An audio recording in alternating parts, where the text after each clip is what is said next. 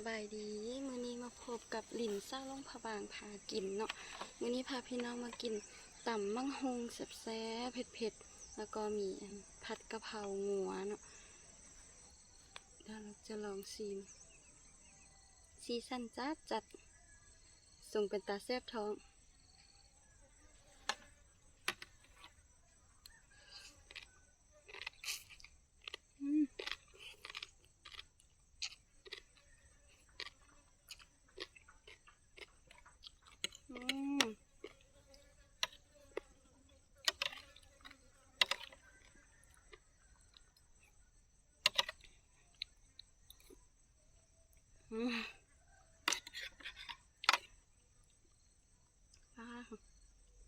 ส้มครับ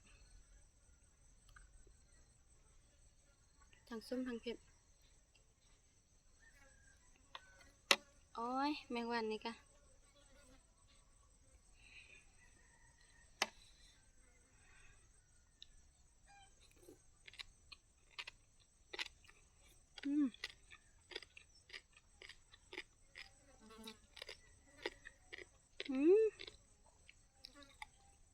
แมงวันแรกครับต้องใส่มันยากกินน้ำ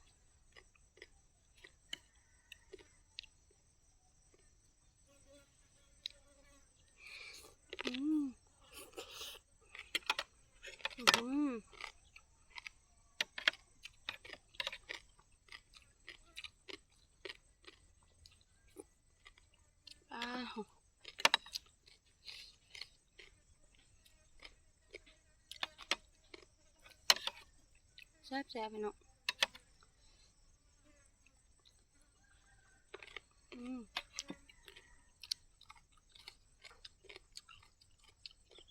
มะเขือก็ว่า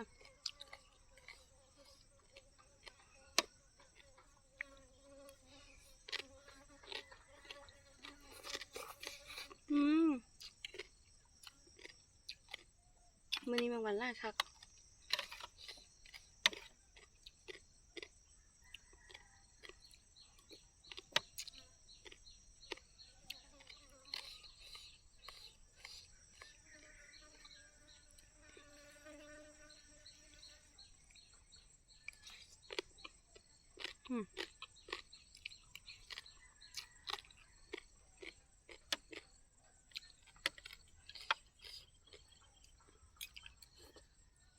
มาเด้อพี่น้อง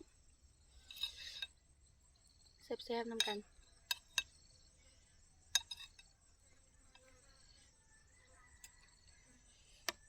กะเพรางัว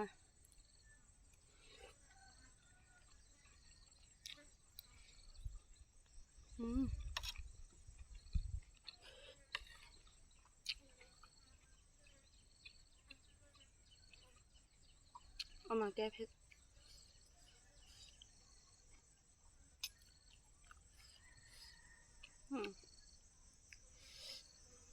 ตำมะฮงตำเองจวดจัด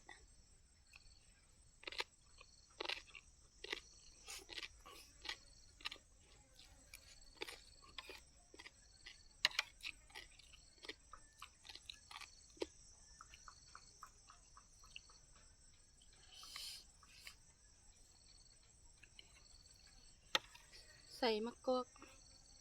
ใส่มะเขือน้ำปลาแดกหลายๆแซ่บดี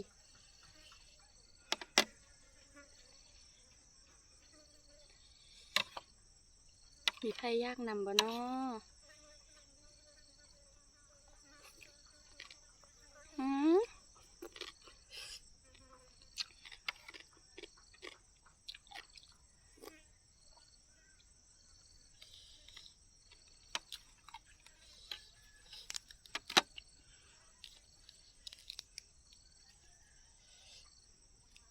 ใส่บวงก็จะได้อยู่กินตำมะฮุ่งต้องมือหยิบจึงจะแซ่บเนาะพี่น้องเนาะ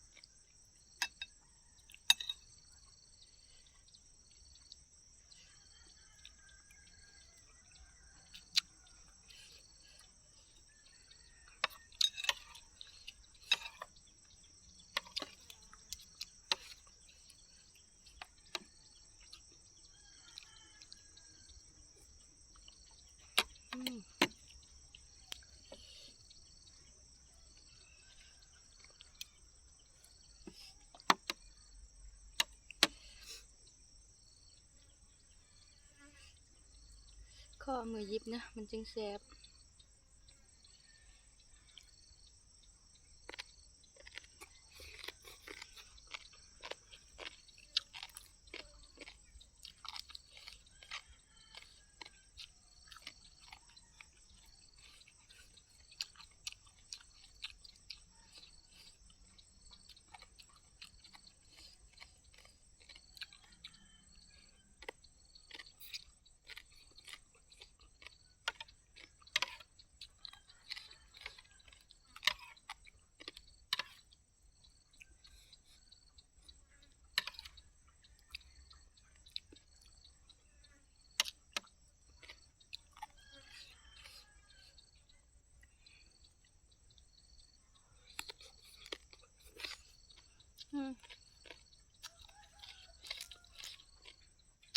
เป็นทรงคือสีแซ่บท้องแต่ก็แซ่บ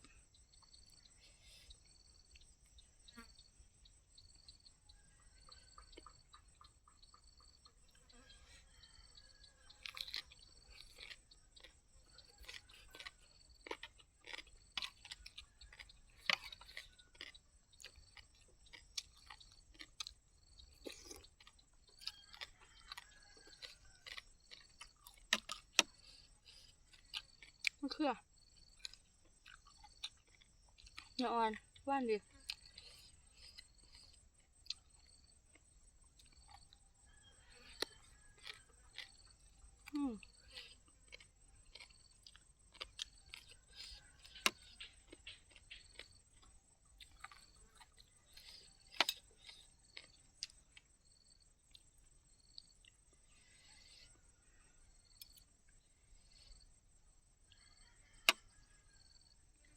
สีงัว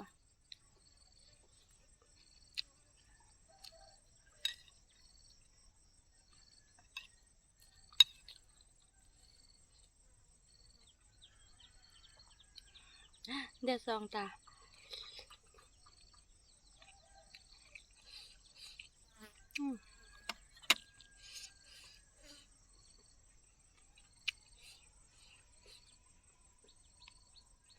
เผ็ด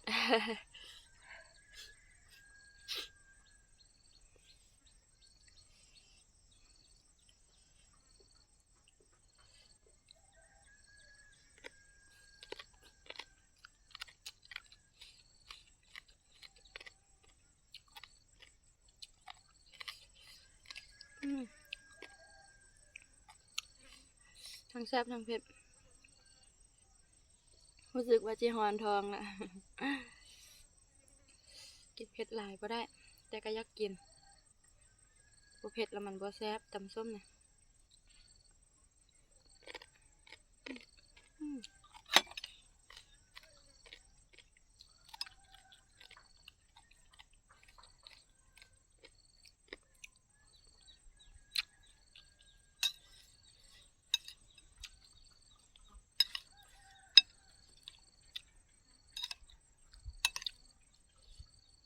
ตำส้มตำเองแต่ว่าผัดสะเพรางัวซื้อมาแก้เผ็ด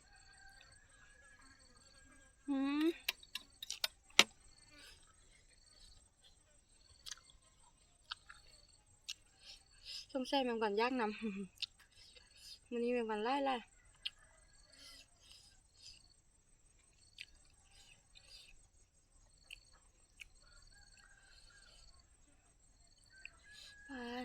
เผ็ดคัก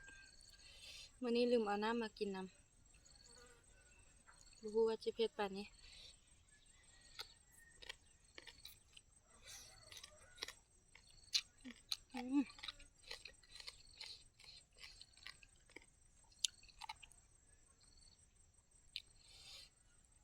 ส้มนัวทั้งเผ็ดนำแซ่บ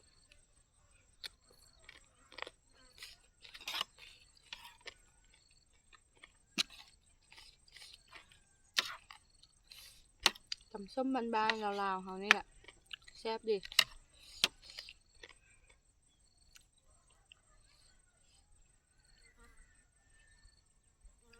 ซ่องจิตซ่องใจมื้อนี้นะอยากกินตำส้มเด้อยากกินกะเพรางัวเด้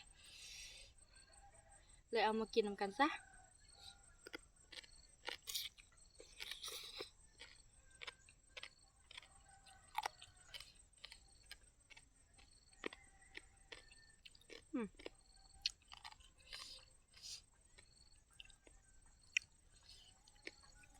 สะใจดีครับ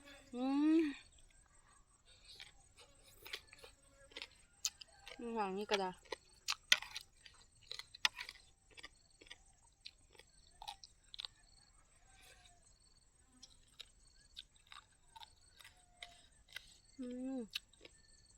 หอนท้องครับ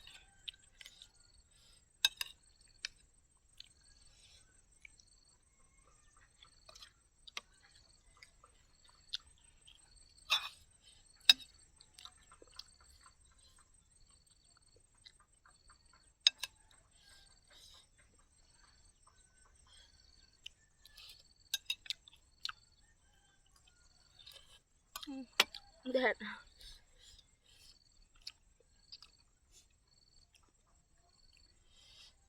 ซ้ำคำนี้บ่ไหวเผ็ดแห้งแห้ง